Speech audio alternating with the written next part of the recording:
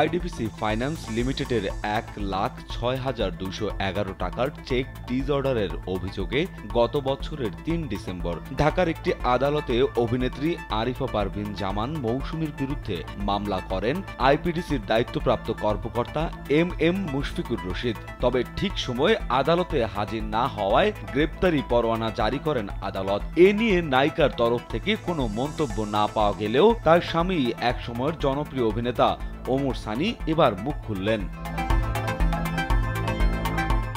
মামলাটি আমলে নিয়ে তাকে হাজির হওয়ার জন্য সমন জারি করেন আদালত। এমনকি তার গুলশান ১-এর বাসায় এ সমন পাঠানো হয়। স্যান্ডেলিনা সো, রূপচর্চায় আভিজাত্য। সেখান থেকে সমন ফেরত গেলে ২৮ এপ্রিল তার বসুন্ধরা আবাসিকের বাসায় ফের সমন পাঠানো হয়। তবে আদালতে হাজির হননি মৌসুমী। এরপর ২৪ জুলাই তার বিরুদ্ধে গ্রেপ্তারি পরোয়ানা জারি করেন আদালত। গ্রেপ্তারি পরোয়ানা জারি হওয়ার পর এক প্রকার চটেই গেছেন সানি। গণমাধ্যমে তিনি জানান, এর চেয়ে অনেক বেশি পরিমাণ টাকার শতাধিক ঋণ খেলাপিকে তিনি চেনেন। ২-৪-৫ কোটি টাকা ঋণ নিয়ে তারা পরিশোধ করেনি। সেখানে মৌসুমীর কয়েক লাখ টাকার ঋণের বিষয়টি মামলা পর্যন্ত নিয়ে গেছে। এটা মৌসুমীকে অসম্মান ও অপদস্থ করা ছাড়া আর কিছুই নয়। ওমর সানি বলেন, মৌসুমীর নাম ব্যবহার করে ভাইরাল হওয়ার চেষ্টা করা হয়েছে। সামান্য কিছু টাকার জন্য অভিনেত্রীকে যদি অসম্মান করা হয়, তাহলে অন্য কোটি কোটি ঋণখেলাপির নাম প্রকাশ করা হচ্ছে না কেন?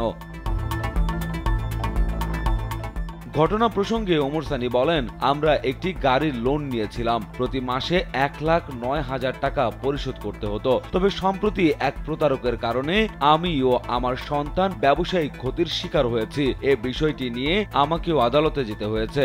এমন অবস্থায় আইপিডিসি ফাইন্যান্স লিমিটেডকে আমি একটি চিঠি দেই। এতে উল্লেখ করি, প্রতি মাসে যদি ৫০-৬০ হাজার টাকা করে পরিশোধ করা হয়, তাহলে সেটা আমার জন্য সহজ হবে, যেহেতু এখন একটা অর্থনৈতিক জটিলতার মধ্যে দিয়ে যাচ্ছি। বর্তমানে দেশের বাইরে রয়েছেন মৌসুমী। কদিন ধরেই যুক্তরাষ্ট্রে মেয়েকে নিয়ে থাকছেন তিনি। এর মধ্যেই নায়িকার বিরুদ্ধে গ্রেপ্তারি পরোয়ানা জারি হয়। রাজু আহমেদ, কালবেলা।